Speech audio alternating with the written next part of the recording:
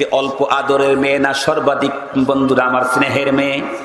সর্বাধিক স্নেহের মেয়ে হলেন সাইয়্যিদাতু নিসাই আহলিল জান্নাহ ফাতেমাতুজ জাহরা রাদিয়াল্লাহু আনহা। ওনার হাজবেন্ডের নাম হযরতে আলী। হযরতে ফাতেমা রাদিয়াল্লাহু তাআলা আনহা একদিন স্বামীকে ডেকে বললেন, স্বামী চলেন যাই আব্বা জানের বাসায় যাই, আব্বার সঙ্গে দুইজনে একটু দেখা করে চলে আসি। দুইজন যখন পথ চলা শুরু করে দিলেন, যাইতে যাইতে যাইতে যাইতে বন্ধুরা আমার এক পর্যায়ে দুইজন বিশ্ব নবীজির বাড়ির কাছে যখন পৌঁছে গেলেন, ফাতেমা রাদিয়াল্লাহু তাআলা আনহা হযরত আলীকে ডেকে বললেন, ইন্তাজির সা, আপনি একটু বাইরে অপেক্ষা করেন, সর্বপ্রথম আমি বাসার ভিতরে ঢুকি, এরপরে বাসার অবস্থা অবলোকন করে আমি আপনাকে আমন্ত্রণ করব, ইনফরমেশন করব, আপনাকে সিগন্যাল দেব। এই বলে হযরতে ফাতেমা রাদিয়াল্লাহু তাআলা আনহা প্রথমেই নবীজির বাসার ভিতরে ঢুকে গেলেন। বাসার ভিতরে ঢোকার পর দেখলেন, ইয়া আল্লাহ, বিশ্ব নবীজি এত ফোপায়া ফোপায়া চূড়ান্ত আবেগ নিয়ে কান্না করছেন। বিশ্ব নবীজির কান্নার ভঙ্গিমা দেখে হযরতে ফাতেমা রাদিয়াল্লাহু আনহা নিজেকে সামলাইতে পারলেন না। বিশ্ব নবীজির কাছে গিয়ে পয়গম্বরের মাথার উপরে পিঠের উপরে হাত দিয়ে বলতেছিলেন, আব্বা জান, আপনি এই মুহূর্তে এমন সাংঘাতিক হৃদয় বিদারক ভাবে কঠিন কান্নায় ভেঙ্গে পড়তেছেন, তার কারণ কি? আপনি কি আপনার পিতা হারানো সেই বাবার কথা মনে পড়েছে নাকি আপনি এভাবে কান্দেন? বিশ্ব নবীজি উত্তর করলেন, না মা, বাবার কথা মনে পড়ে কাঁদি না। আল্লাহর পয়গম্বরের মেয়ে জিজ্ঞাসা করলেন, তাহলে কি আপনি আমার আম্মা জানের কথা মনে পড়ে কাঁদেন, খাদিজাতুল কুবরা রাদিয়াল্লাহু আনহা? বিশ্ব নবীজি উত্তর করলেন, না না মা, তোমার আম্মার কথা মনে পড়েও কাঁদি না। তাহলে কি আপনি আপনার মায়ের কথা মনে পড়ে কাঁদেন? না মা, তোমার মা আমার মায়ের কথা মনে পড়েও কাঁদি না। তাহলে এইভাবে সাংঘাতিক কান্নায় মেতে উঠলেন কেন?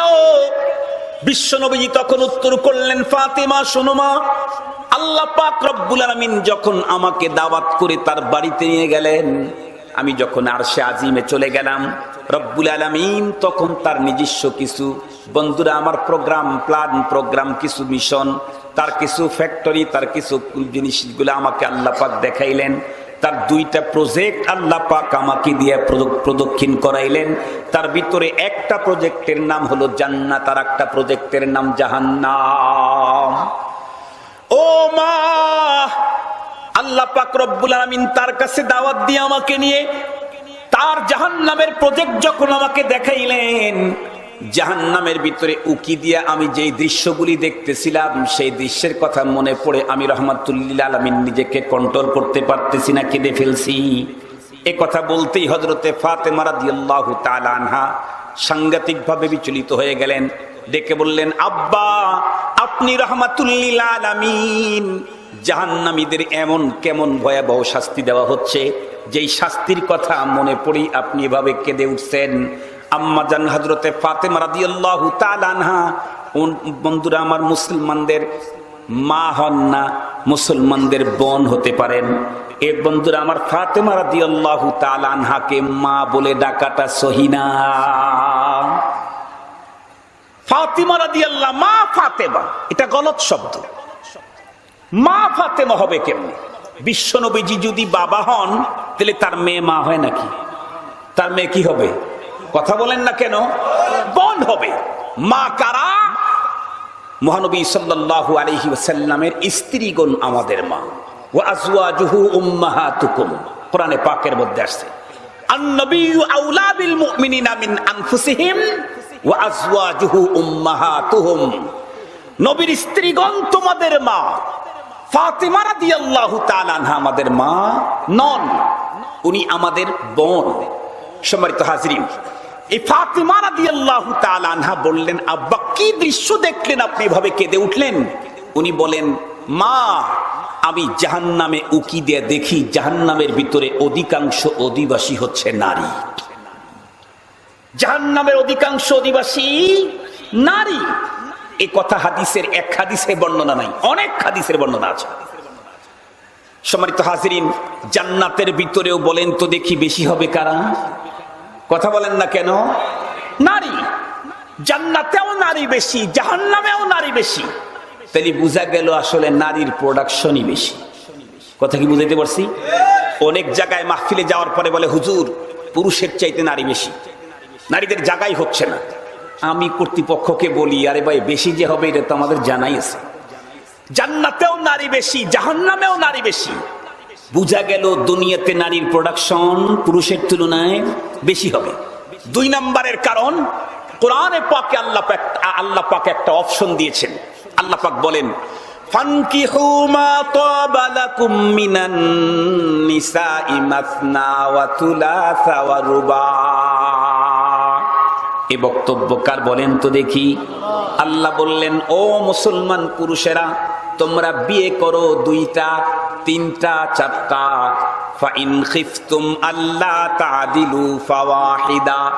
যদি একাধিক বিয়ে করলে ইনসাফ প্রতিষ্ঠায় যদি তুমি ভয় পাও, যদি ইনসাফ প্রতিষ্ঠায় যদি ব্যর্থ হও, তাহলে একটাই বিয়ে করো, 1.5টাও না।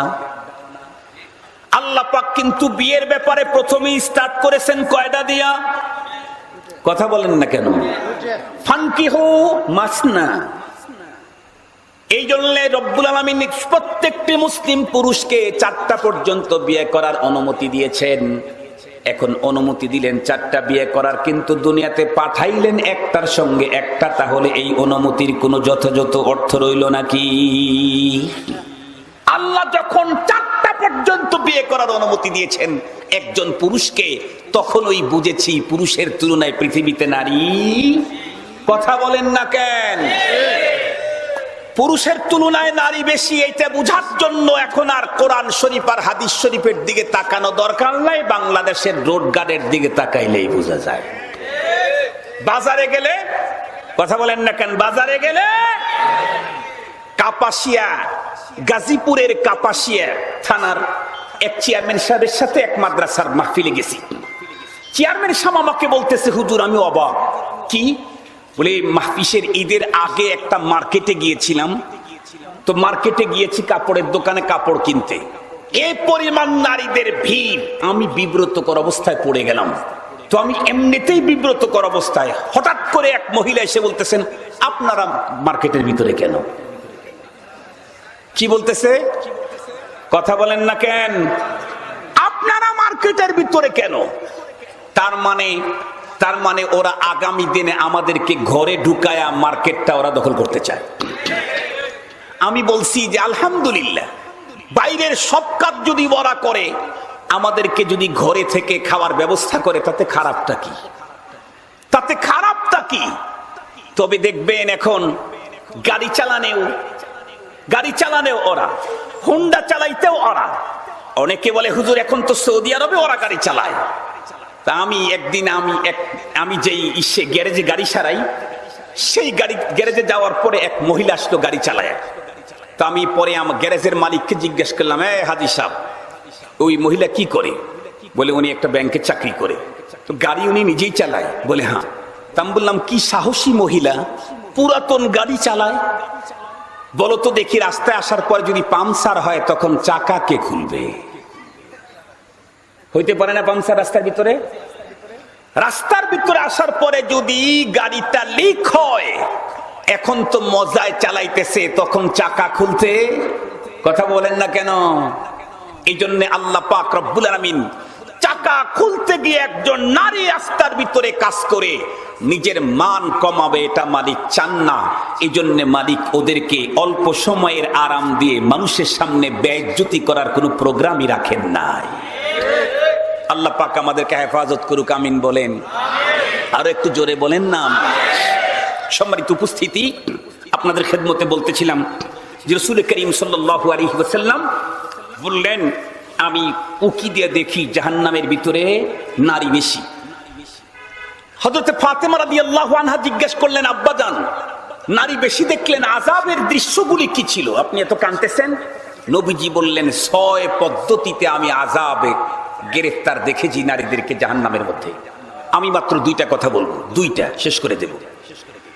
1 নাম্বার, একজন নারীকে দেখলাম তার স্তনের ভিতরে বর্ষি ঢুকায়া, সেই বর্ষির উপরে পুরা বডিটাকে ঝুলন্ত অবস্থায় রেখে দিয়েছে। নিচ থেকে, ডান থেকে, বাম থেকে, পিছনে এবং সামনে থেকে জাহান্নামের আগুন জ্বলে উঠতেছে। মাথার মগজগুলি টকবক টকবক করতেছে তরকারি পাকানের চূড়ান্ত মুহূর্তে যেমন করে, নারীর স্তনের ভিতরে বর্শি ঢুকায়া এই আযাবে তাকে গ্রেফতার করা হয়েছে। খুব ভালো করে বোঝার জন্য চেষ্টা করবেন। স্তন তো স্পর্শকাতর বডির একটা অংশ। কোন একজন মানুষকে যদি তার একটা হাতের উপরে, বন্ধুরা আমার, এভাবে এভাবে ঝুলন্ত অবস্থায় রাখা হয়, 5 থেকে 10 মিনিট পর্যন্ত হয়তো টিকতে পারবে। এরপরেই তার, বলুন তো দেখি, ব্যথা শুরু হয়ে যাবে না? যাবে না? ও মুসলমান, 15 মিনিটের বেলায় ব্যথায় কাতর হবে। এরপরে সে তখন বলতে থাকবে, আমাকে এইভাবে এক হাতের উপরে ঝুলায়া শাস্তি দিও না, ওর চাইতে তুমি আমাকে মেরে ফেলে দাও।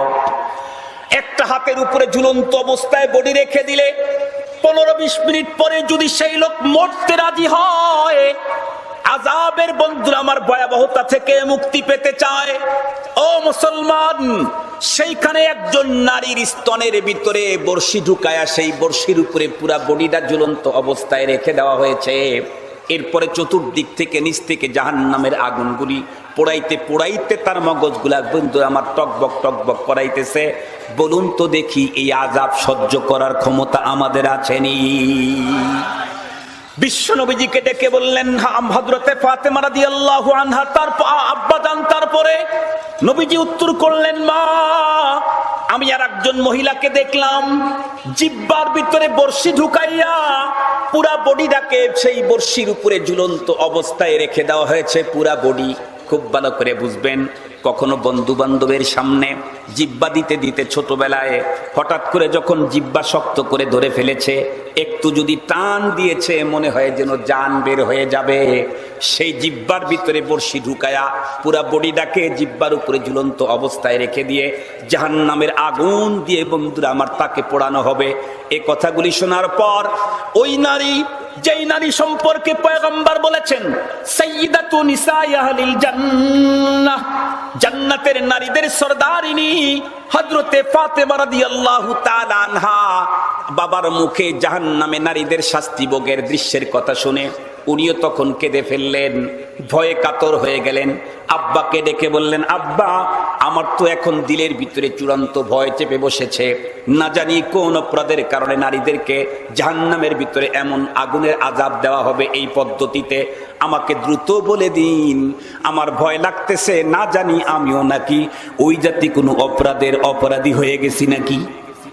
বিশ্ব নবীজি তখন ডেকে বললেন, মা, খুব ভালো করে শুনো, যেই নারীর জিহ্বার ভিতরে বর্শি ঢুকাইয়া জাহান্নামের আগুনের ভিতরে পুরা বডিটাকে তার উপরে ঝুলন্ত অবস্থায় রেখে দিয়ে পোড়ানো হচ্ছে, ওই নারীর বড় একটা অপরাধ ছিল। সেটি হলো, এ নারী তার জিহ্বা দিয়া মানুষকে কষ্ট দিয়েছে, পাড়া প্রতিবেশীকে তো দিয়েছে, শ্বশুরের ফ্যামিলির, বন্ধুরা আমার, আপনজনদেরকে দিয়েছে, এমনকি তার জবান থেকে তার স্বামীও কখনো রেহাই পায় নাই।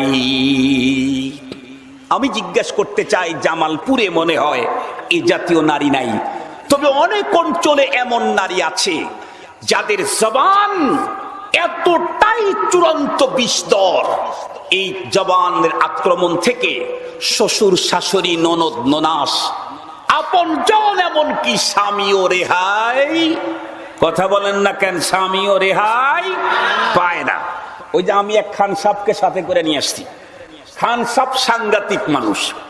কারো যদি মনের ভিতরে কোনো দুঃখ বেদনা থাকে, আমাদের খান সাহেবের কাছে 10 মিনিট বসলেই 2-4টা কথা বললেই মনের বেদনা চলে যাবে। উনি খানা খাওয়াইতে গিয়ে একটা ঘটনা শুনাইলেন, আজকে বলে দেই খান সাহেবের কথাটা। এক ভদ্রলোক বলে জিজ্ঞাসা করছে, কি রে, তোর ওয়াইফের সাথে তোর ঝগড়া টগড়া হয় না? হয়তো। ঝগড়া হইলে সর্বপ্রথম এই এটা মিল হয় কেমনে, এটা মিউচুয়াল হয় কেমনে? সে বলে, কেন? ঝগড়া হওয়ার পর আমার স্ত্রী আমার সামনে মাথা নত করে, তখন মিল হয়ে যায়। তো বল, তোর স্ত্রী তোর সাথে মাথা নত করে, তার মানে বোঝস নাই।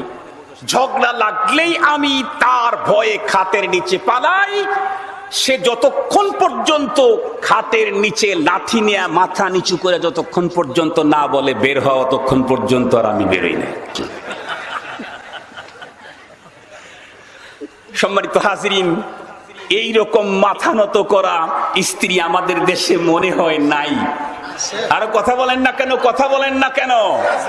আলটিমেটাম দেয়, আলটিমেটাম। তবে মনে রাখবেন, সব স্ত্রী সবাইকে আলটিমেটাম দিতে পারে না। স্ত্রীর পক্ষ থেকে আলটিমেটাম পায় কারা? বিয়ের আগে জলহস্তির মতো যৌতুকের হা করেছিল যারা, ওরা আলটিমেটাম পায়, আমরা আলটিমেটাম পাই না। আলহামদুলিল্লাহ, আমাদের অর্থনৈতিক অবস্থার চাইতে আমার শ্বশুরালয়ের অর্থনৈতিক অবস্থা 1-2 হাজার গুণে বেশি। কিন্তু রাত্রি 3টা বাজে বাসায় গেলে আসসালামু আলাইকুম একবার অথবা একবার হরেন দিলেই স্ত্রী দরজা খুলে দেয়। কোনোদিন ঝাঁকি দিয়ে বলে নাই এত রাত্রি প্রতিদিনই আসবা, খুলে দিতে পারবো না। কেন? ও যত বড় টাকাওয়ালার মেয়ে হোক, ওর বাবার 5 টাকা আমি খাই না। আমি যত গরিবের ছেলেই হোক, আমার ইনকামের মাধ্যমে আল্লাহ যা দেয় তাই ও খায়। এই জন্যে ও আমার সামনে এভাবে মাথা ঝাঁকাবার, মুখ বাঁকা করার সুযোগ নেই। পক্ষান্তরে আমি যদি এমন করতাম যে বিয়ে করব, আমাকে চাকরি দিতে হবে, ঠিক আছে মেনে নিলাম। আমাকে ঘর বানায় দিতে হবে, ঠিক আছে মেনে নিলাম। আমাকে খাট দিতে হবে, ঠিক আছে মেনে নিলাম। খাটের উপরে অত্যন্ত সুন্দর জাজিম দিতে হবে, ঠিক আছে মেনে নিলাম। বিদেশি মখমলের চাদর দিতে আছে, ঠিক আছে মেনে নিলাম। বাইরের কাশ্মীরি কম্বল দিতে হবে, ঠিক আছে মেনে নিলাম। সব মেনে নিয়ে যখন শ্বশুরের বাড়ির পক্ষ থেকে আমাকে চাকরির ব্যবস্থা করা হলো, ঘরটা সে তৈরি করে দিল, ভিতরের খাটটাও সে দিল, উপরের জাজিমটাও সে দিল, বাইরের কাশ্মীরি সুন্দর মখমলের চাদর সে দিল, কাশ্মীরি উন্নত মানের 100% সফট একটা কম্বলের ব্যবস্থা করে দিল। বাবার দেওয়ার টাকা খায়, বাবার দেওয়া চাকরির টাকা খেয়েছে, বাবার ঘরের ভিতরে শুয়েছে, বাবার খাটের উপরে শুয়েছে, বাবার জাজিমের উপরে শুয়েছে, বাবার দেওয়া বেডশিটের উপরে শুয়েছে, বাবার দেওয়া কম্বলটা দিয়ে আরামে ঘুমিয়েছে। আপনি রাত্রি 10টার সময় ডিস্টার্ব করতে গেলেন কেন? আপনাকে তো গরম দেখাবেই। যদি গরম থেকে মুক্তি পেতে চান, তাহলে যৌতুক নামের অভিশাপ থেকে নিজেকে রক্ষা করে না। আল্লাহ পাক আমাদেরকে তৌফিক দান করুন।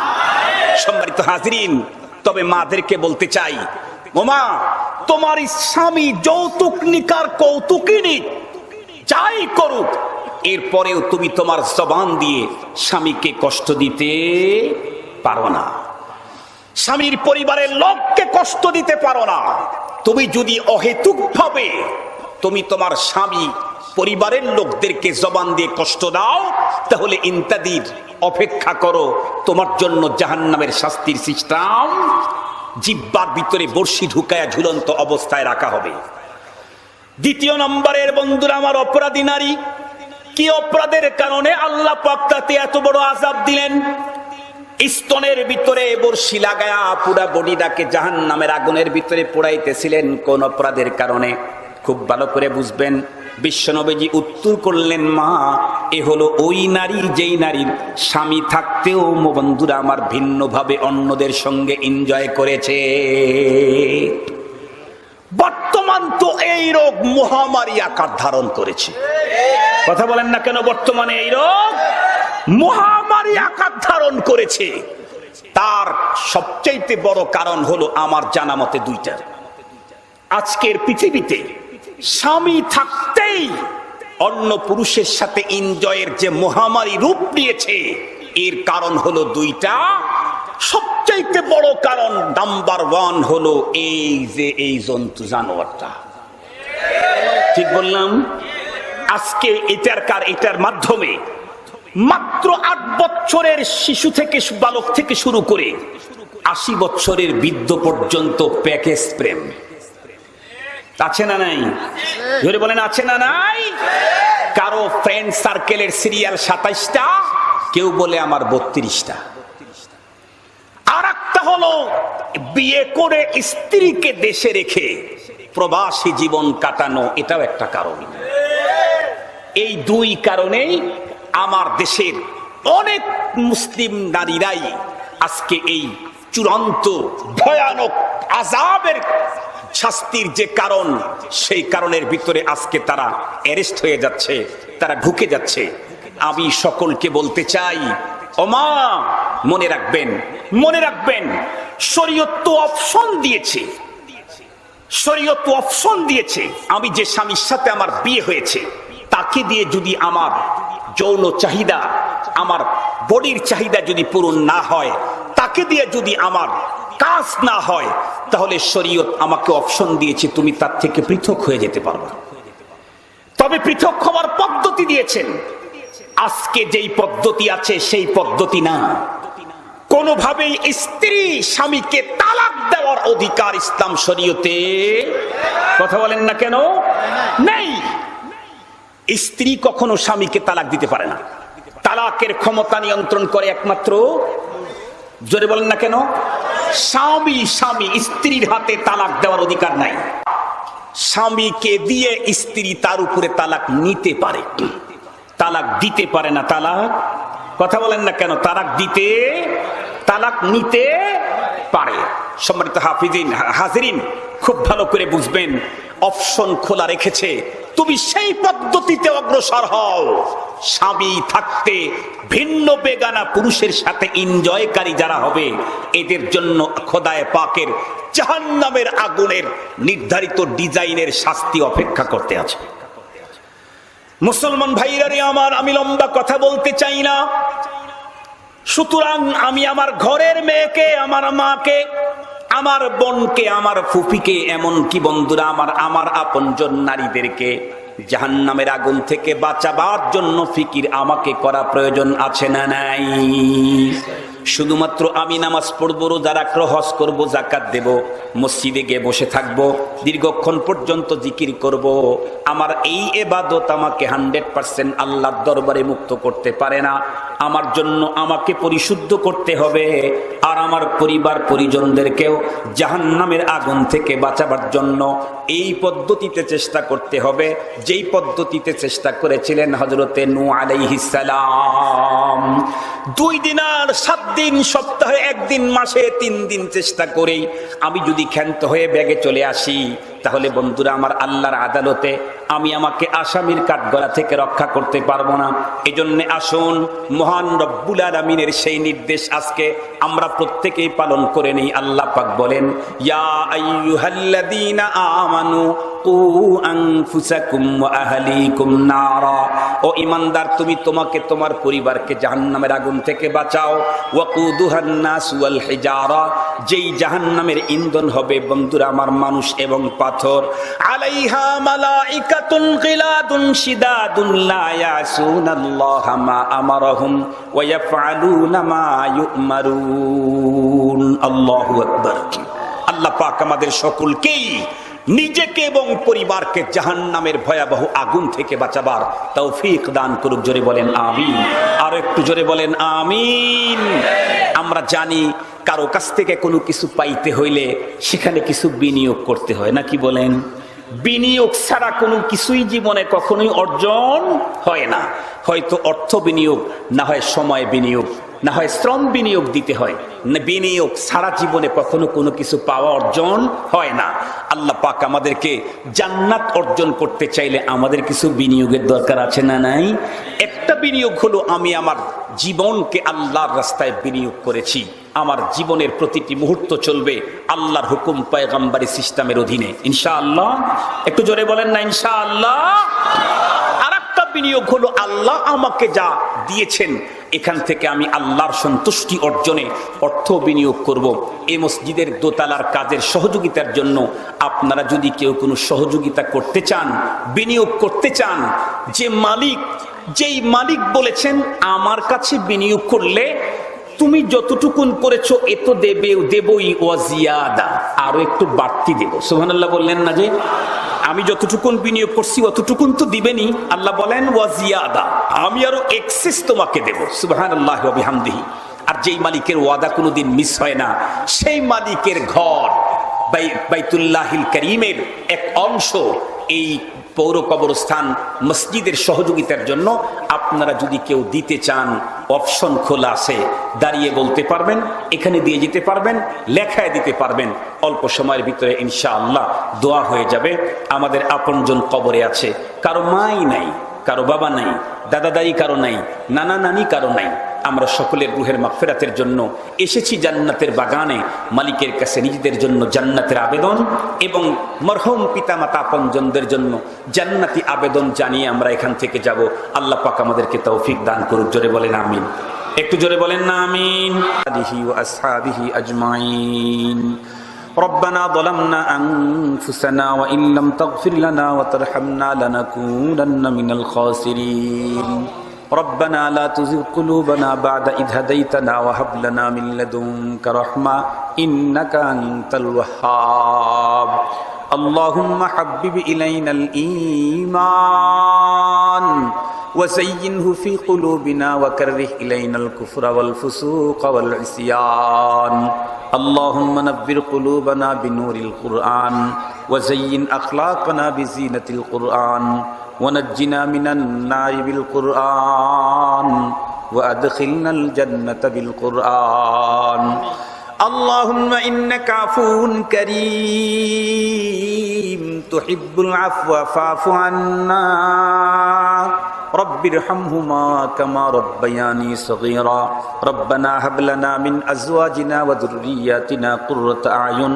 واجعلنا للمتقين إماما রব্বুল আলামিন জামালপুর ডিস্ট্রিক্টের ঐতিহ্যবাহী সনকান্দা পৌর গোরস্থান জামে মসজিদের ইন্তেজামে আয়োজিত প্রথম বার্ষিক ইসলামী মহাসম্মেলনের আখেরি মুহূর্ত, রাত্রি প্রায় 1টা বেজে গেছে। আল্লাহ, বাদাল আসর থেকে শুরু করে গভীর রাত পর্যন্ত তোমার বান্দারা জান্নাতি আয়োজনের ভিতরে বসে দিনই আলোচনা করা শোনার পরে ভিক্ষুকের ন্যায় সম্মিলিত হাত তোমার দরবারে উত্তোলন করেছি। মেহেরবান আল্লাহ, দয়া করে মেহেরবানি করে আমাদের প্রত্যেকের আশা বসা আজকের ইন্তেজাম কবুল মঞ্জুর করে নাও রব্বুল আলামিন। জিন্দেগির কোনো নেক আমল যদি তোমার দরবারে কবুল না হয়ে থাকে আল্লাহ, আজকের মাহফিল খানা উপলক্ষ করে আমাদের তামাম জীবনের সকল ইবাদতের মঞ্জুরি দিয়া দাও রব্বুল আলামিন। তুমি তোমার কুদরতের চোখ দিয়ে চেয়ে চেয়ে দেখো, এখানে এমন কোন মানুষ নাই গো আল্লাহ যেই লোক আপনজন কবরে নামায় নাই, বরং অনেকেই তো আমার মতো বাবা হারানো সন্তান ইয়েতিমের মতো হাত দুখানি উঁচু করেছে, কেউ বা মার মতো সোনার মুখখানি নিজের হাতে কবরের ভিতরে ছোঁয়া রাখছে, কেউ বা আমার মতো শ্বশুর শাশুড়ির জানাজা নিজেই পড়িয়াছে আল্লাহ, কেউ বা স্ত্রী আপনজনকে কবরের ভিতরে শায়িত করে এখানে এসেছেন। আয় আল্লাহ, জানি না আপনজনেরা কবরের ভিতরে কে কোন হালতে আছে। দয়ার সাগর করুণার আধার তোমার কুদরতের পাজরা ধরে বলি আল্লাহ, আমাদের আপনজনদের কাউকেই তুমি কবর জগতে আগুনের ভিতরে জ্বালাইও না আল্লাহ। আমাদের প্রত্যেকের আপনজনের কবরগুলি তুমি জান্নাতের বাগান বানিয়ে দাও রব্বুল আলামিন। মেহেরবান আল্লাহ, তুমি তোমার কুদরতের চোখ দিয়ে চেয়ে চেয়ে দেখো, কত নওজোয়ান যুবকেরা এখানে আসছে, ঘন্টার পরে ঘন্টা জান্নাতি বাগানের ভিতরে বসে রয়েছে। অনেকে এখান থেকে বের হওয়ার পরে বাড়ি পর্যন্ত যাইতে আরো 1.5-2 ঘন্টা লেগে যাবে। আল্লাহ, এরপরেও উলামায়ে কেরামদেরকে সঙ্গে করে জান্নাতি এরিয়ার ভিতরে তোমার দরবারে হাত উঠাবার জন্য এখনো বসে রইল। দিলের ভিতরে তামান্না, আজকের দোয়া তুমি ফেরত দিতে পারো না গো মাওলা। মেহেরবানি করে আমাদের প্রত্যেকের মনের বৈধ আকাঙ্ক্ষাগুলি কবুল মঞ্জুর করে নাও রব্বুল আলামিন। জানি না কার অন্তরের ভিতরে কোন ব্যথা বেদনা আছে, আল্লাহ তুমি দূর করে দাও। জানি না গো আল্লাহ কার দাম্পত্য জীবনের অশান্তি আছে, আল্লাহ অশান্তি তুমি দূর করে দাও। জানি না গো রব্বুল আলামিন কার সন্তান নিয়ে বাবা মা বড় অশান্তিতে আছে, আল্লাহ সন্তানদেরকে পিতা মাতার বাধ্য বানায়া দাও রব্বুল আলামিন। জানি না গো রব্বে কারীম কোন যুবকের এখন পর্যন্ত জীবিকার ব্যবস্থা হয় নাই, আল্লাহ হালাল রুজির ভিতরে বরকত দান করে দাও ওগো রব্বুল আলামিন। জানি না গো মাবুদ আর কতদিন পর্যন্ত তোমার জমিনে আমরা বিচরণ করার সুযোগ আছে, আমাদের ভিতরে এমন মানুষ থাকতে পারে যেই লোকের কাফনের কাপড় দোকানে রেডি হয়ে গেছে। আমাদের ভিতরে এমন মানুষ থাকতে পারে যেই লোক আগামীকাল এমন মুহূর্তে কবরে চলে যেতে হবে। রব্বুল আলামিন যেই পরিমাণে অপরাধ করে অস্তিত্বের উপরে জুলুম করেছি গো আল্লাহ, তুমি যদি ক্ষমা না দাও, এখনই যদি আজরাইল এসে আমাদেরকে ধরে নিয়ে যায়, জাহান্নাম ছাড়া কোনো উপায় নাই। রব্বুল আলামিন এত আদর করে তৈরি করে কোটি কোটি নেয়ামত দিয়ে লালন করে কেমনে জাহান্নামে পোড়াইবা মাবুদ গো। ওগো দয়ার সাগর করুণার আধার আল্লাহ, যদিও আমরা চূড়ান্ত অপরাধী, তবুও তো তোমার পেয়ারা হাবিবের উম্মত। ওগো রব্বুল আলামিন, তুমি যদি আমরা অপরাধীদেরকে ক্ষমা করে দাও, দুনিয়ার কেউ তোমার সামনে দাঁড়াবে না, কেউ আপিল করতে পারে না। আর যদি অপরাধীদেরকে ক্ষমা করে জান্নাত দেয়া দাও, তোমার পেয়ারা হাবিব বড় খুশি হইয়া যাবেন গো আল্লাহ। মেহেরবানি করে আমাদের গুনার দিকে না তাকাইয়া তোমার দয়ার দিকে তাকাইয়া আমাদের মাফ করে দাও। রব্বুল আলামিন, আজকের মাহফিল শুরু হলো, এ ধারা যেন যতদিন পর্যন্ত পৃথিবীর আকাশে সূর্য উদয় হবে অস্ত যাবে, ততদিন পর্যন্ত যেন এ ধারা এখানে চালু থাকে। আল্লাহ কবুল করে নাও। সর্বপ্রথম এই মাহফিল প্রতিষ্ঠার জন্য যারা মেহনত করলো, শ্রম দিল, টাকা দিল, অর্থ দিল, আল্লাহ তাদেরকে তুমি কবুল মঞ্জুর করে নাও। যারা এখানে ছাত্র আছে তাদের পড়ালেখার ভিতরে বরকত দান করো। যারা টিচার ওস্তাদ আছে আল্লাহ তাদের জিন্দেগিতে বরকত দান করো। ব্যবসায়ী যারা আছে তাদের ব্যবসার ভিতরে বরকত দান করো। সব পেশাজীবী আল্লাহ তাদের পেশার ভিতরে বরকত দান করে দাও। ওগো রব্বুল আলামিন, তামাম দুনিয়ার মুসলমানদেরকে এক এবং নেক বানায়া দাও। আল্লাহ তামাম জমিনের মুসলমানদেরকে জুলুমের হাত থেকে বাঁচাও। বিশেষ করে কাশ্মীরের মজলুমদেরকে তুমি জুলুমের হাত থেকে বাঁচাও গো আল্লাহ। সিরিয়ার মজলুমদের জুলুমের দৃশ্য দেখে সহ্য হয় না মালিক। ওগো রব্বুল আলামিন, তামাম দুনিয়ার মুসলিম মা বোনদের ইজ্জত আবরু তুমি হেফাজত করো গো আল্লাহ। রব্বুল আলামিন মেহেরবান আল্লাহ, সাধারণ মুসলমানদেরকে উলামায়ে কেরামের কিয়াদত মানার তৌফিক দাও। ওগো রব্বুল আলামিন, নবীর যুগে নবী ছাড়া যেমন কোন মানুষ জান্নাতের পথের দিশা পায় নাই, আজকে নায়েবে নবীর যুগে নায়েবে নবীকে বাইপাস করে কোন মুসলমান জান্নাতের পথের দিশা পেতে পারে না। এই কথাটি সকল মুসলমানকে বোঝার তৌফিক দান করে দাও ইয়া আল্লাহ। তুমি আমাদের যাদেরকে ক্ষণস্থায়ী জান্নাতের বাগানে সমবেত করলা, মরণের পরে আমাদেরকে চিরস্থায়ী জান্নাত দান করে দিও রব্বুল আলামিন। তোমার কাছে আমাদের আরো একটা আবেদন আল্লাহ, যতদিন পর্যন্ত ইহরামের কাপড় না পরি ততক্ষণ পর্যন্ত কাউকে এই কাফনের কাপড়ে জড়াইও না গো আল্লাহ। ওগো রব্বুল আলামিন, তোমার খানায় কাবায় হাজিরা দেওয়ার তৌফিক দাও। লব্বাইক আল্লাহুম্মা লব্বাইক বলার তৌফিক দান করো। তোমার পিয়ারা হাবিবের রওজায়ে আতহারের সামনে আমাদেরকে হাজিরা দেওয়ার তৌফিক দিয়া দাও। রব্বানা তাকাব্বাল মিন্না ইন্নাকা আনতাস সামিউল আলিম ওয়া তুব আলাইনা ইয়া মাওলানা ইন্নাকা আনতাত তাওয়াবুর রহিম। وصلى الله تعالى على خير خلقه محمد وآله وأصحابه أجمعين آمين آمين برحمتك يا أرحم الراحمين.